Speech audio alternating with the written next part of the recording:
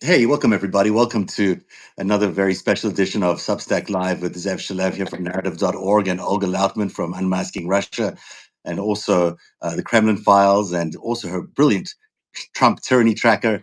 Hey, Olga, we just sat through a nauseating couple of hours. What are Oh, your thoughts? well, I'm used to propaganda because I have to watch Russian TV. And I have to say that this was very much in line with what I hear there. I mean, it's the Mm. same propaganda, the same lies, the same length. Putin loves to talk. Although I It think is. I mean, he had the competitor in Trump because I think Trump outtalks him. But 2 hours. I mean, It's it a was very just long all speech. lies. Very long speech. I mean, talk about dictators who like to waffle, waffle, waffle. I mean, he just did that endlessly. And you're right. I didn't mean to cut you off there, but all lies. And so many of them. I just try to keep a list of the stuff. And, almost every claim that he made was completely wrong. I mean, it's not just some of it, but like stuff we said about the worst inflation in 48 years. We've not had the worst inflation in 48 years. The worst inflation in 48 years was about 30%. And it happened way back in 1778, if you're asking, thinking about the question. In reality, the most inflation we've had in the recent past was in 1980, around 14%. And really, during the Biden years, it really only peaked at about 9.1%. So not the worst inflation at all. And it's just another one of these complete exaggerations. And of course, inflation was all due to his first term policies. So, just complete nonsense there. I wanted to get your thoughts on Ukraine because we had anticipated something more of an agreement, and that also didn't come through. He's teasing all day that he had some sort of deal with Zelensky. That was not the case. Zelensky basically sent in the same letter that he tweeted out this morning saying, "Hey, we'll talk," but there was no deal. So again, nonsense. And then he admits at the end that the only people he did talk to in the time since he spoke to Zelensky is the Russians, who says are ready for peace. Well, they're not ready for peace, obviously, or they would not be at war. But they could just stop fighting. But the fact that the president has again admitted at the end of a major address to Congress that his priority is to communicate not with Ukraine, not with our allies, but with Vladimir Putin and Russia, and just it just tells you what we've all been seeing for the last few days since Friday. This is a puppet administration, and it belongs entirely to Vladimir Putin and the Russians, and they should be treated like that. Honestly, I can't believe the respect that he got from members of his party on Congress. It's just embarrassing for them. Absolutely. And I mean, look, there is no deal. I'll fact check. I didn't have a chance to fact check, but I'll fact check if even there was a letter sent, because I didn't read anything in Ukrainian press earlier. We'll see, by the time Ukraine wakes up, if there was indeed a letter There sent. was a tweet. But There was a tweet that Volodymyr Zelensky put out earlier. That's what he yes, basically yeah, referred to. maybe that's the letter. I'm not sure. I But don't think he got a letter. look, again, I made it very clear Trump's priority is to hand Ukraine to Russia. This is Mm. all he's doing. This is his only priority, and at the same time to steal minerals from Ukraine for him and potentially Russia. That's the only priority. He wants to hand Ukraine to Russia. The fury you saw over the past few days of Zelensky not coming to the table, as he said, and not wanting a ceasefire. That fury is because he expected Ukraine to roll over and Zelensky to just, surrender. And I keep repeating, if Zelensky wants to surrender Ukraine, he can go to Moscow and have a meeting with them. He doesn't need a cutout via Trump to go and surrender to, Russia. So, I mean, I don't see any deal as far as, Putin wants peace. Get the F out of Ukraine. Yeah. He can right this minute say withdraw all his troops, get out of Ukraine, and there you go. There's the peace. Ukrainians aren't fighting inside of Russia. It is Russia that invaded Ukraine 11 years ago. But it is also true that Ukrainians are fighting inside of Russia. I mean, Well, it's now not just they are now in they are, yeah. Kursk. Yeah, But in Kursk. But trust me, if they saw withdrawal of Russian troops, they'd be back home in a minute. They don't want yeah, any piece of Russia. They don't even want an inch of Russia. And frankly, if Russia ever got the hell out, the Ukrainians would build the best border security you could imagine, in from a fact, with wall the to moats and yeah. alligators and anything to keep the damn Russians out. But they don't want Russia. Yeah. You In know. fact, one of the things that Trump did by pausing all the aid that he has offered to Ukraine, if it continues, if this actual pause continues beyond a few days or weeks, what it'll mean is that those particular troops in Kursk that are currently in Russia doing their offensive operations, they will be the most at risk because those are the ones that are protected by the American intelligence services and the missile capabilities. So it's really a shame. It's really a shame that we've been dealing with Zelensky in the way we have. It's horrendous for the United States that this has happened, and he has done what he had to do. He's gone and found better, more reliable partners in Europe, and America's going to be left out in the cold. And it's unfortunate because as with the tariffs against Canada and Mexico. No one wants that for America. But at the end of the day, these policies are so ridiculous. They're going to lead to so much hardship for the average American, and none of it is worth it. All we're doing is Putin's handiwork, trying to get Putin a breakup of NATO, trying to get and alliances that are very important to the United States, like the ones with Canada and the United States and Mexico, broken. And what's the point of all of that, really? What do we get out of that? Nothing. Nothing at the end of the day. No, and I have to say, look, he came into office. His first agenda was to fight with our allies, to threaten an invasion into Ukraine, into Canada. I mean, come on, the nicest people, the nicest neighbor. We've never had problems with them, and this was his. But why? Because Canada is a NATO member. Next, Denmark, and again today he threatened, Again, oh, Denmark will be ours one way or another. He sounds like Putin. I mean, this is what Putin says about, the Baltics and about Ukraine and about other former Soviet hostages. Again, why? Because it is, defended by NATO. Today, a poll came out in France. 73% do not see the US as a reliable ally. I mean, these are our allies. In Britain right now, there is absolute rage over what Vance said about, oh, some insignificant country, meaning Britain, is going to send some 20,000 troops. Why are you attacking Britain, also one of our closest allies? So, I mean, they are attacking every single U.S. traditional ally and at the same time, currying favor. I mean, to the point that they're inviting Russian spies back in. I mean, there was a very good CNN article, and finally they actually called it for what it is, that, the Russians are looking to reestablish their spy networks inside of the US with the embassy openings and potential handing back of the property that Obama seized. you, So, I mean, the whole thing, and someone mentioned he lied about the numbers as far as the aid. US gave 180 billion of aid, and a good percentage of that aid stayed inside of the US to build new military weapons as the US military sent older stockpiles to Ukraine. So that money wasn't handed to Ukraine, and just go wild. It was via weapons. And a lot of the weapons came back in US in plants across red states that, actual jobs, increased actual real jobs. jobs. Yeah. Yep. And now that he's And stopping the Europe. aid, that's those jobs are going to go. So in addition to all the cuts that he's doing with the federal government, in addition with all the tariffs that are going to cost jobs, now he's going to stop all the aid production to Ukraine with all the weapons productions. Well, that's also going to cost jobs. The economy can only sustain so many declines, and that's why we've seen the Atlanta Fed already come out with projections of a 2.8 GDP drop in this quarter. That's a 6% drop from where it was. It was originally a 2.8 positive. Now it's going to be a 2.8 negative.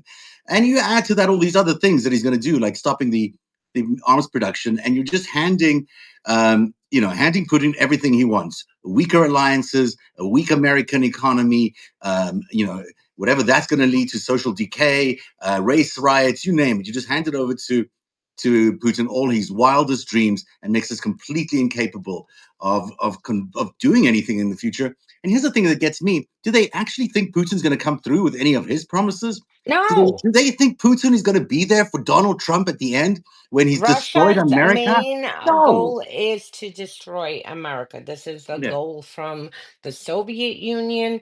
And during the Soviet Union, all the propaganda was about how evil and dangerous the US. The propaganda never shifted. I mean, maybe temporarily after the collapse of the Soviet Union, Mm. but the propaganda has been there forever. This is their main goal. They want the US overturned. They want democracy around the globe overturned. And you mentioned NATO.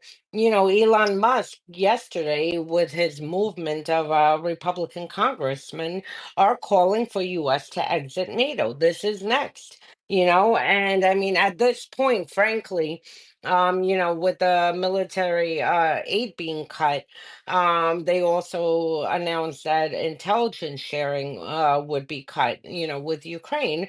And to tell you the truth, that brings me comfort, because at this point, you have US people under this regime inside of Ukraine with intelligence, collecting intelligence from Ukrainians that they could be passing right to Moscow. I mean, why is it since Trump came into office, a British ship carrying weapons to Ukraine was attacked on its way to Ukraine yesterday?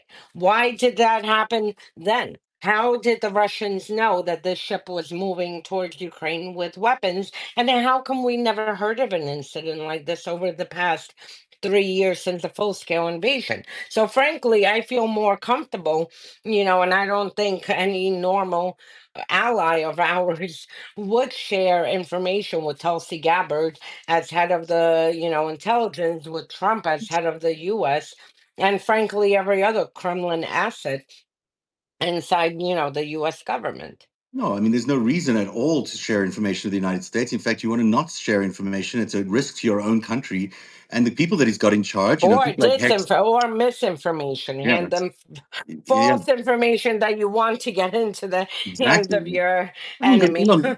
Elon Musk is busy raiding our infrastructure, our mainframe infrastructure. You've got Tulsi Gabbard in charge of intelligence. You've got Hexsmith threatening Mexico with invasion. I mean, what kind of nonsense is this?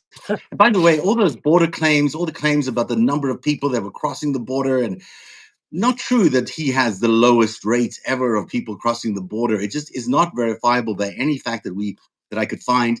Yeah, there was it's a lower figure in February, but not the Well, they have the whole lowest ever. military there Yeah. standing. So, I Yes, mean, but it's not, which it's not what he's claiming that it was. These are just complete lies. The things about there being so many octogenarians on these social security rolls, those are lies. There are 78,000 people over 100 years old on the social security rolls right now, and that's how many there are probably in the country. I mean, maybe there's a few more or less, but the majority, all those false figures about there being 120-year-olds and 140-year-olds and 160-year-olds on the social security rolls, complete false, completely fake. There is nothing. That's lies, Yeah, lies, lies, lies, lies. lies. There's no dead people. I mean, this regime actually created like a whole class of dead people. They vote, they collect social security, they they work in the federal government. It's like apparently we have a whole dead society It's who's, a and ghost his. government. Uh, I'm It's of the telling ghost you, states. first they all voted. Now they're like, working inside the federal government. I mean, these are all absolute lies. Everything he said is lies.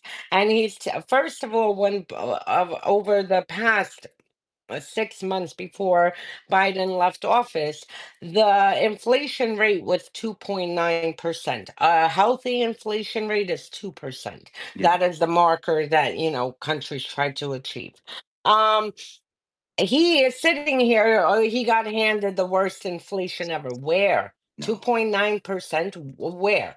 Now, are things cheap? Absolutely not. We have had price increases, obviously, and we actually fared better than the rest of the world after COVID. But I mean, he's today stood there carrying on about the mess he inherited, the tariffs, how they will save us. I mean, on a day that we had two consecutive days with over 1,300 point a market point drop. Target coming out and saying within the next few days they're increasing cost on food, which by the way we should continue boycotting Target. um and and you have all the basically like alarm bells across every sector. Gasoline prices are going to go up, and they already went up.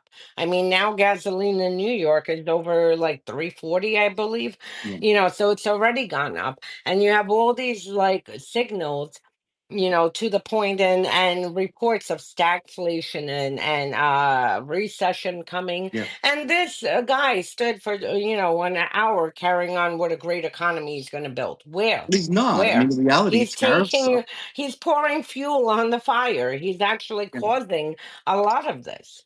Tariffs are going to increase prices for absolutely everybody on almost everything, and there's just no way two ways about it. It's the very notion of tariffs means you're going to be paying, as much as 25% more on some of these things, maybe 10% in the case of China. But and now he's announced today with some sort of like bravado that reciprocal tariffs are going to be introduced, which means even the rest of the stuff that is going to be increased that hasn't been touched is going to land up being increased because at the end of the day, you can fight this war, but I don't think America is going to be as needed by, say, Canada or Mexico to sell those products. I mean, when you talk about the rare earth that Canada has, and um, sure, Canada will get hurt, but they've got minerals that America really needs. They've got electricity America really needs. Yeah, the car industry is going to be challenged. There's going to be a lot of difficulty, but at the end of the day, we're not going to be seeing the impact on Canadian consumers in the same way that you're seeing going to have the impact on American consumers. They're the ones who are going to suffer the most. And it's just horrendous that he's doing that on top of all these other job losses that he's inflicting on the government by cutting the federal government to the size that he has. If And then, it's only him, yeah, Musk. yeah, that's what I Who in the mean. hell Much. is Musk? Like, we did not vote for him. We didn't elect him. He's there with a bunch of operatives with very questionable backgrounds, be everything between connections to Russia, to, connections to Nazi forums, who are basically stealing our information. They know who our kids are. They know where we work, our banking information. They're gutting all the agencies. I mean, Trump, it's not even Trump, it's Musk. Musk is not an elected official for him to, walk into the federal government, steal all our personal information on every single American, decide, that every agency is not needed and decide to cut it and gut it out. And then on top of it, to steal classified information with interest with Russia and China. I mean, is he selling our information? What is he going to do with our information? Well, it's probably all gone out the door already. And, that data is so valuable to the Chinese and the Russians because they can design their next attacks on the country, their information attacks, their hacking attacks, their cybersecurity attacks. They can all be designed so easily once he has that data. And now he'll know how the entire infrastructure of the US government is operating. That's very good information for Russia and China that they could not get otherwise. And here is the richest man in the world, but an unelected official doing not only that, he's also now going to go after Social Security, cutting at least 50% of the workforce in Social Security.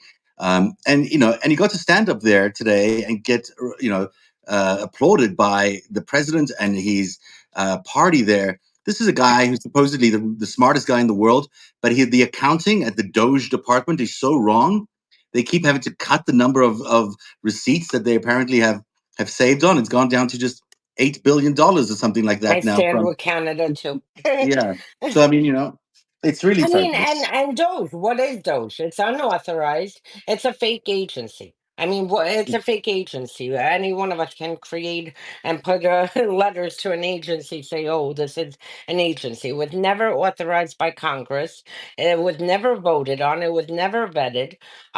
So what is this thing that is walking through and cutting with these operatives from 19 to 25 years old, who are cutting our government, and stealing our information. It's frankly, this whole timeline is absurd, and you know, And Congress, I the Congress is like giving up the power of the purse. I mean, this stuff that Elon Musk is doing, it doesn't belong in the executive it's branch. It illegal, belongs in the congressional branch. and It it's belongs. illegal. It's illegal what he's doing, and ultimately, the fact that they all stood there and applauded him today is just so embarrassing for them. These people were elected by their communities, by their districts to represent them in government, and they are not doing their jobs. They're basically allowing this billionaire to do whatever he wants with with the spending of the U.S. government, and they're just shirking their responsibility. They're just letting him do that. I've never seen something so Kremlin-y as that tonight. The fact that those people were just applauding lie after lie after lie, applauding this man who's gutting the government, who's illegally stealing our data, and then this president who's basically incompetent, but also just so treasonous, so traitorous, that he's only priority seems to be to speak to Vladimir Putin and the Russians about their intentions for Ukraine, and doesn't even reach out to Vladimir Zelensky to apologize for that embarrassing thing that he put the president of Ukraine through the other day. It's just appalling. At the same time, he's burning all our alliances with the Europeans, burning our alliances with the Canadians and Mexicans. I mean, it's this is what you would do if you were trying to destroy a country. This is what you would do if you're trying to destroy a country. And he's doing it. And Americans are still, to some extent supportive, although his favorability ratings are going down, which is, but you said to me a while ago, Americans going to have to hurt a little bit. And Unfortunately, look, for a decade, me and many others have tried to warn, have discussed authoritarianism, what it's like, and Americans, thank God, never had to experience anything like that. There, for the most part, there's freedom here, and you can say what you want, do what you want, and that's it.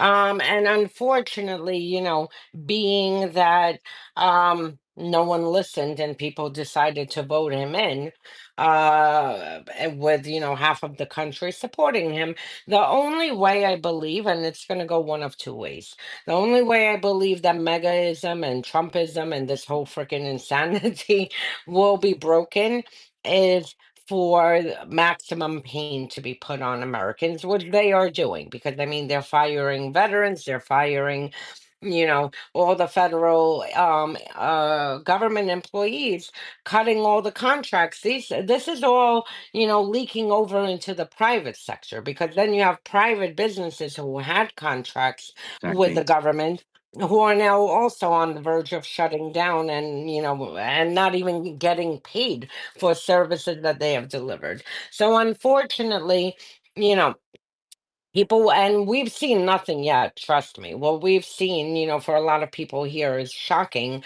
I mean, this is nothing compared to what an authoritarian regime is. And unfortunately, everyone is going to have to experience it, whether it's economic pain, whether it's, being fired for absolutely no reason in mass quantities, whether it's, watching your lawmakers, which will be next, because don't forget, Kash Patel and Dan Bongino and Pam Bondi, they just all started their positions. Mm. Wait a few months, when they start arresting lawmakers for speaking out. You saw the look when Trump looked at the Democrats. I mean, it was pure anger. I mean, if he could have, had them all arrested and right there, he would have. You Anybody know, who called Elizabeth Warren Pocahontas, and like yeah, he's nuts. from the podium at a State of the Union in a joint state, just offensive and He's appalling. disgusting. It's But disgusting. and then I mean, you already see the authoritarian tactics, the groundwork being laid. I mean, today, he threatened, and they already started with Columbia University, threatening to arrest people for illegal, threatening to withhold funding from universities for illegal protest. What is an illegal protest? That's embedded in our First Amendment. What Yeah. exactly is? And what pretext is he going to use to say today it's anti-Semitism. Tomorrow it's going to be, oh, these woke people and, these deep state people and whatnot. So, I mean, he's laying the groundwork to use these tactics. And I've been warning in my Trump tyranny Yeah, yeah. tracker because I've seen a lot of this. He's using various emergency powers from the 1800s and 1900s for the border. Yes, today it's for the border and for immigration. Guess what? Tomorrow it's going to be for us. So we have to really pay attention and continue pushing back. And hopefully, like to go back to the original point, the more Americans feel, unsafe, insecure, and financially hurt, the more people will wake up and then will, join to stop this, because I don't think Americans want a Putin here, or, I mean, you don't want this type of regime here. And now, obviously, Trump is old, but then what happens if he decides to say, you know what, I want my son to be the next president and turn it into a dynasty and just installs him? And you have Republicans going with it. I mean, you have a representative, Ogles, who already, within like 2 weeks of Trump coming back to power, put in legislation to allow him or a president to run a For third third time term. if I it's not know. two consecutive terms, if they didn't serve.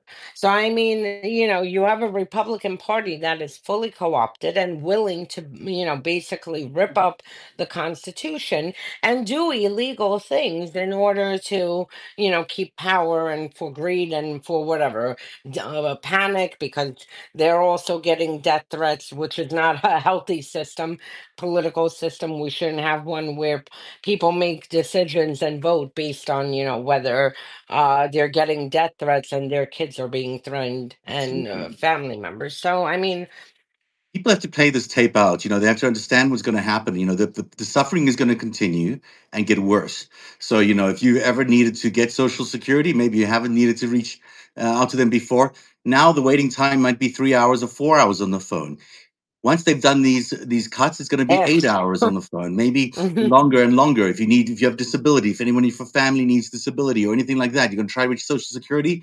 They're not going to be there to answer the phone for you, so you're not going to get your disability. And then what do you do if you're out of work? What are you going to do when all these services are cut and the staff aren't there to answer your phones, and you need help from the government? Then they're not going to be there. When the military is so co-opted and we've sold ourselves in such a way to every single dictator in the world, who is going to come to the aid of America when China or Russia or someone else, North Korea, decides to invade America? Who is going to come to our aid when that happens? Do you think Europe is going to want to do that after we've abandoned Europe, or Canada is going to abandon? Who is going to come and look after America's security from the outside? We need friends just as much as they need us as a friend. And the more we do this, the more we alienate people, which is what he's trying to do, the less support there is going to be for Americans. The world loves Americans. We know this. Everybody loves Americans right now. But they do not like this regime. And this regime, if you play this tape out, they will do what Putin has done to Russia, and they will make everybody hate Americans, and they'll make Americans resent everybody else for it. That's why we don't really have much time. I mean, we can see the signs of they're starting to do. It's not going to take very long for this tape to play out. We've got to move fast and be smart about how we, really start to undermine what this regime is doing, and doing it on a local level. So, finding for your footing, whatever it is. It's time to start thinking about those things right now. This regime in 4 years from now is terrifying. We can't even wait 4 years, frankly. We need to organize now. People are doing a good job at, going to town halls. Now they order today, to cancel the town halls. So people need to get creative and start bringing the town halls to these representatives who serve them. But frankly, I mean, this is 60 days. And look at how much he has changed, to the point, that our allies do not trust us. He is betraying Ukraine. And again, look, I understand Americans, question, why are we sending money? And why is this war continuing? Trust me, no one wants this war to end quicker than Ukrainians, who in 3 years have not had one night's sleep. I mean, can you Yeah. imagine what kind of psychological terrorism that is when every single night you're being woken up by air raid silence and sleeping in like increments of 2 hours, you know? Yeah, it's a good point. I mean, they've So not even had like it's a summer. They've not had a spring. They've just been in like no, in I this was mode of there. I couldn't. fear. I was there. I couldn't sleep. I mean, Yeah. you how you call it? You just can't sleep. You are constantly have air raid sirens going off, and then it calms down. Then it goes off, calms down. But still, I mean, the most important thing is sleep. I mean, one of the torture tactics, that governments used, which were illegal, were sleep deprivation. And this is what's happening in Ukraine. And I mean, I can't even begin to tell you the psychological trauma and damage that will be done Sure. there for kids, for the whole country.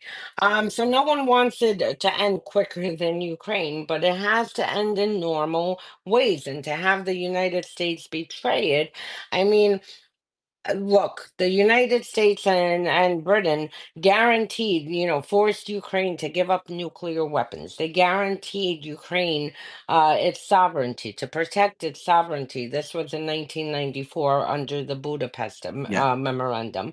And here we are, and now not only, are we, how you call it, turning around, now we're siding with the enemy. Like we are now the axis of evil.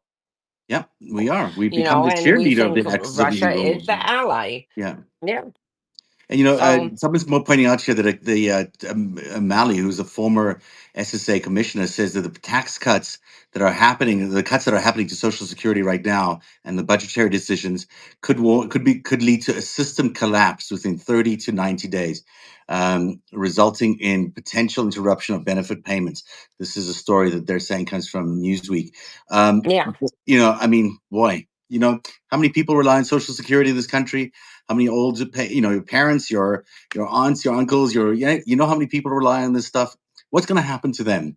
What's going to happen to them when they're not receiving those important What checks about every? Medicaid? Yeah, I Medicaid. mean, this Well, is part of these tax cuts to hand over, the trillions of dollars and- to hand over to billionaires and corporations and strip it away from people who rely on Medicaid. And you have, tens of millions of people in this country, including children, who rely on Medicaid. So, I mean, look, they're looking to destroy the regular, hardworking American people to basically create an oligarchy. We already have the main oligarch who is not only stealing all our information, but at the same time scoring every single contract. I mean, at this point, it's going to be, this reminds me in Russia where, an oligarch who supports the regime has like, I'm in charge of this and this and that and that, yes.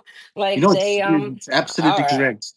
And that, by the way, the tax cuts that you mentioned just now that Trump is proposing through this new bill of his only apply to people who earn more than $350,000 a year. So to your point, it's not you and me that are getting tax cuts. It's the very, very wealthy people in this country are going to get tax cuts. And that's why I'm going to land up with an oligarchy. It's because I don't know, $250,000 is still a lot of money for most people, and there's no ways that a lot of most Americans can never dream of getting that kind of salary.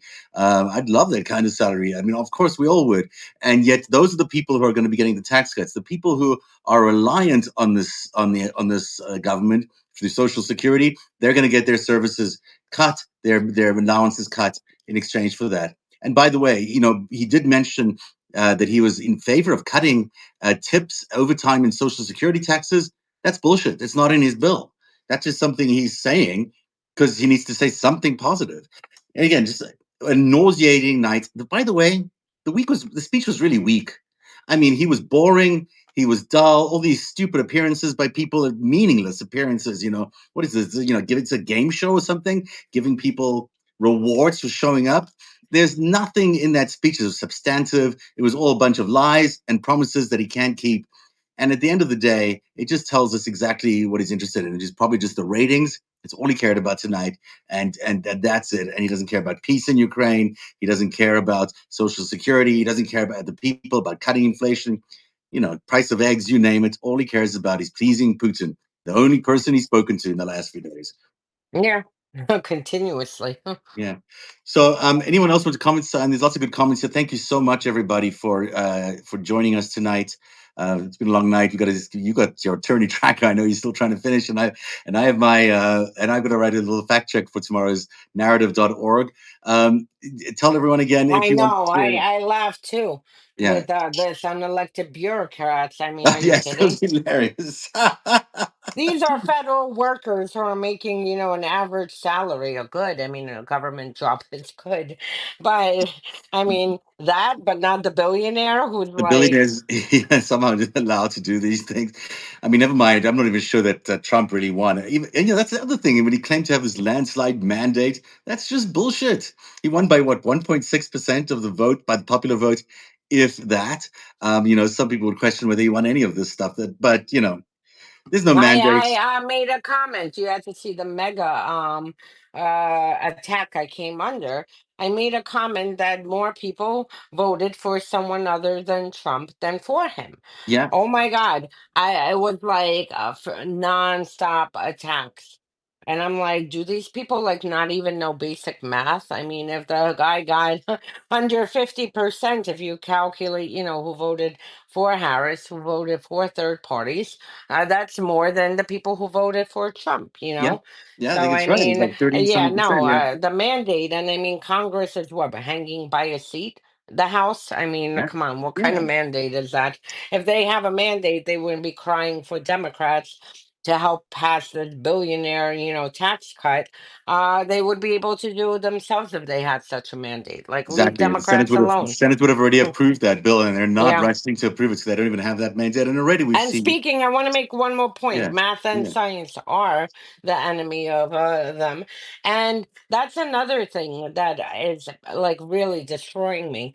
The United States is a known leader in, medicine and science, in research, and the fact they're gutting every single program, whether it's cancer, whether it's Alzheimer's, you name it, they're gutting the research. And I mean, again, this falls into also the private sector because it's universities that are shutting down their programs yeah. and institutes. But I mean, do you understand how much damage that's going to be for us to set us back, against all these the research on medicine, on diseases? I mean, And the jobs and the why brain would you drain. destroy it? Yeah, Yeah. it's just. The research is going to be so painful for a lot of people, and every cut that they've done, and all these cuts that he mentioned. I mean, some of them were sounded outlandish, but every single one of the stuff that they've cut at USAID, it had a reason for being. It wasn't just, they sound like they're outrageous, but they're all, ultimately, you know, important things. These things wouldn't get approved And unless they they're were important. pennies. A, Yeah, a and they're pennies. typical, They're millions. an average American pays like 0.2 cents for USAID, AID. I mean, for the whole Nothing. Yeah, agency and and all their programs.